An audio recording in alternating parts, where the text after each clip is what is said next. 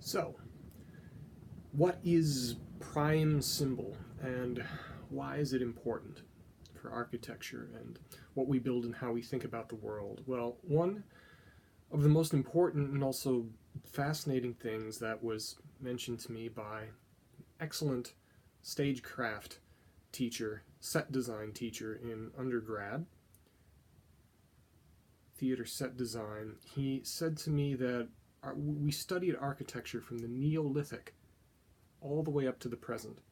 It's really a history of style. And he said that architecture is always an expression of the times in which it was built. That when you take all of the forces that make a culture, the most solid thing that it makes is its buildings, and it speaks volumes about what people value, how people understand the world, how they construct the world. And, well, it's very obvious that the world has changed much more in the past 70 years than our buildings have. Which leads the question, what should we be doing? What should we be looking ahead to?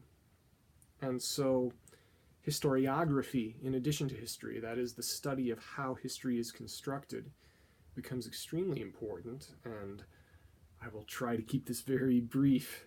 If you guys twist my arm, I might go on more about this. Oswald Spengler is one of the most fascinating, useful historiographers that we have. And his idea, he wrote a book called The Decline of the West, though it's very difficult to translate properly. It's Untergang des Abendlandes in the original German. And so, really, in German, the way you say sunset is Sonnenuntergang. It's a sun undergoing. And then it also has connotations of, very Nietzschean connotations of an undertaking, of a journey. And this has very, very old human allusions all the way back to Egypt with the bark of Ra going under the earth. And he consciously evokes this with just that title, Decline of the West, Untergang des Abendlandes, the undergoing of the evening lands. So he's talking about the transformation of culture. He believes that what we call the West has come to the end of something. There will be new things beginning, they will be disruptive, and we need to be prepared. Very practical. His whole idea is that civilizations, which he calls world systems, because he believes that there's a coherent whole that's bigger than what you would call a civilization. For example, we call the Byzantines a civilization. We call the Muslims a civilization. He says that they're part of the same world system. He calls it the Magian world system, that even though these are different civilizations, they still understand the world in a very similar way. So, that's why he says world system. So his idea is that cultures rise and cultures fall. Everyone knows this. Everyone knows this is true. His idea was, can you bring a bit of scientific rigor to this so that you can actually make sense of how, why, and when? He said yes, that you can, and I tend to agree. It's hard to read what he wrote and disagree. So he labeled the rise of a culture, which is really, you don't have to think of this as positive and negative. It's very important to not think of it as positive and negative, because when you're in the so-called decline of a culture, you don't fight against it. You don't call it bad. In fact, people like Camille Paglia always say that to live in a declining culture, it's always the best place to live. The best place to live is in a declining culture right before things collapse, because that's when everything is figured out. That's when people are most comfortable. That's when technology is the most advanced. And then it's the changing world underneath the culture that makes things fall apart, because it's not adapting. So the rise of culture, the so-called rise of culture, really is Kultur. The decline is Zivilisation. So Kultur and Zivilisation. Kultur is a gathering of energy. Zivilisation is a dispersal of energy. And you can think of it like a plant. He makes that analogy. He's very influenced by Goethe. So he says that throughout human history, this takes variable times. It takes roughly 1,000 years, it seems to, per world system to rise and fall. And each world system, there are hallmarks, which I won't go into now, but there are symptoms by which you can diagnose where a culture is. One of the most fascinating is what he calls the rational man. And that's right in the middle. That's right when Kultur goes over to Zivilisation, where instinct clicks over into intellect. That tends to be when you have huge breakthroughs in philosophy, huge breakthroughs in science, and there tends to be these figures that he calls the rational man. People like Plato, people like Rousseau and Newton, who sit, as they say, on the shoulders of giants, and they're able to really clearly see for the first time what other people were just kind of going on instinct with. There are all kinds of these things to tell where you are. For example, a flourishing of avant-garde arts is always a symptom of terminal decline. That's always Zivilisation, because they're exhausting the creative spirit. Secular art is Zivilisation. Religious art is Kultur. He has famously said, all art is born religious. And this is something that even Vasily Kandinsky really agreed with when he wrote On the Spiritual in Art. There's a whole episode in my podcast. The second episode in my podcast on Kandinsky is about this essay, where you go into his interpretation along very Spenglerian lines, although Kandinsky wrote this before Spengler. There are a lot of connections there. So, what is prime symbol? Well, he's saying what really, this is fascinating, what really distinguishes one world system from another. For example, the world systems that he talks about are the Mesopotamian world system, the Egyptian world system. He talks about the Central American world system. He talks about the Aztecs and the Mayans, and I think this is fascinating. He was writing in 1918, when he writing before then, but published in 1918 or 19, I forget which, and he's saying that they have a world system, clearly, and there are great civilizations in the Americas, but he doesn't know enough about it yet. And I think that's really great and really humble that he's saying that we don't have enough data that's published for him to be able to research, to actually analyze this culture. And it might be interesting now that we can actually read Mayan, and there's been way more archaeology done,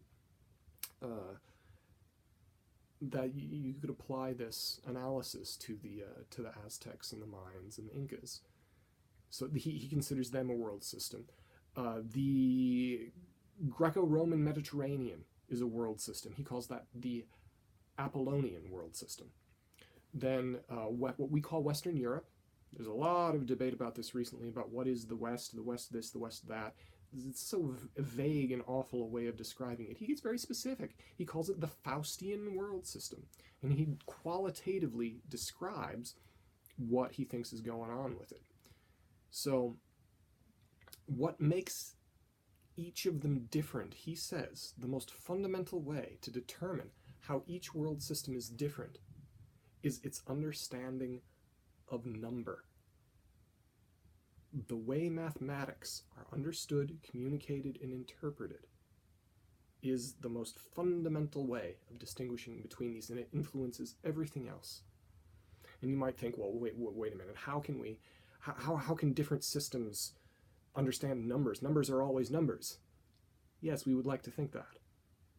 But you can look at what an Aboriginal Australian would think of numbers. They have 4 of them. 1, 2, 3, and many. So the arithmetic part of the human brain in a traditional, centuries ago, Australian society was then, their sense of narrative, their sense of storytelling was so detailed because their numbers were so simple. The Magian system had a sense of balance to it. Their system generated algebra. The Apollonian world system They had a very embodied sense. Now we're getting into prime symbol here. Prime symbol is the way that these numbers are expressed, even when you're not doing math, the way that you're thinking about something. So a good way to look at how this transforms is the so-called Pythagorean theorem. And it did originate in Egypt. I believe you can find pi and the Pythagorean theorem, I think. Definitely pi in something called the Rind Papyrus, that dates back to the Middle Kingdom. So this is at least like 2200 to 2500 BC-ish, Middle Kingdom, where they have pi, they have the Pythagorean theorem. It is definitely way different than it's described in Euclid.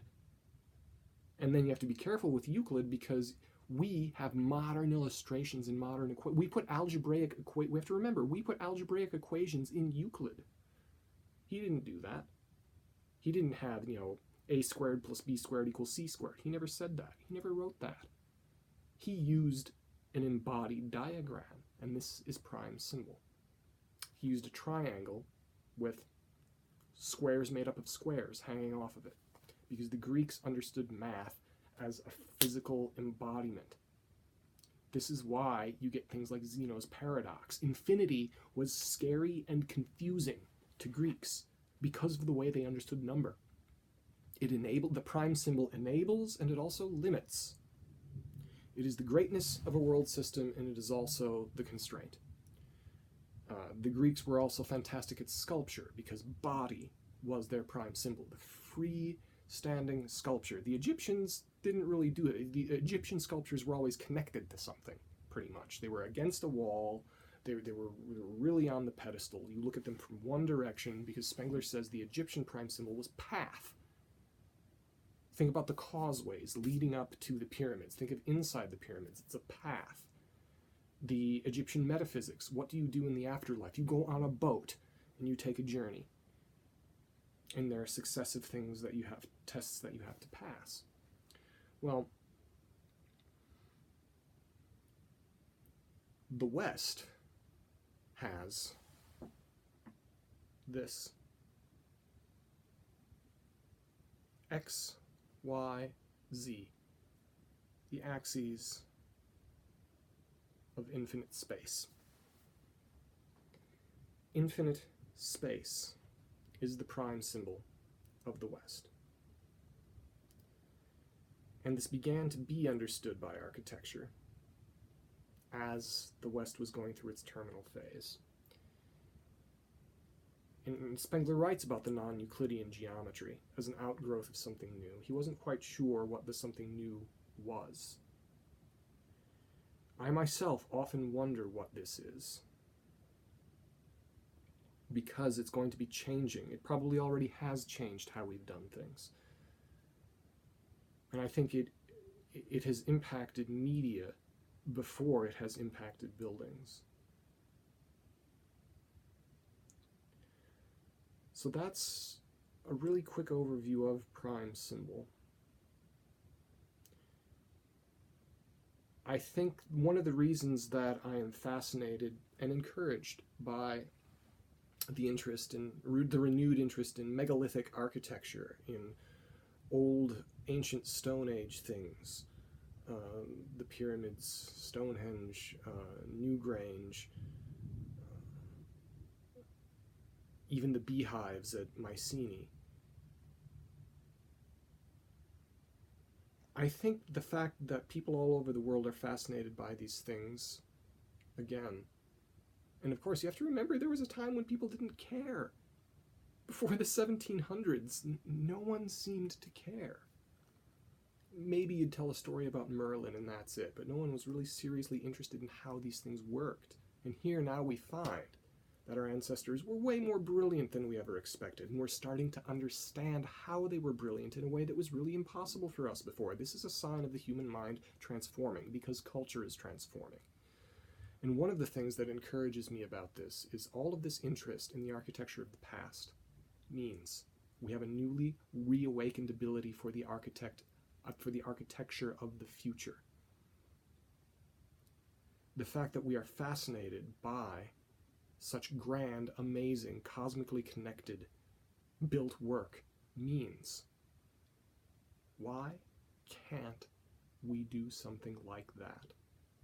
Why can't we now build something that is so meaningful that not only will we find it fascinating, that people thousands of years from now will find it fascinating and say, wow, those early 21st century people really surprised us. Something to think about.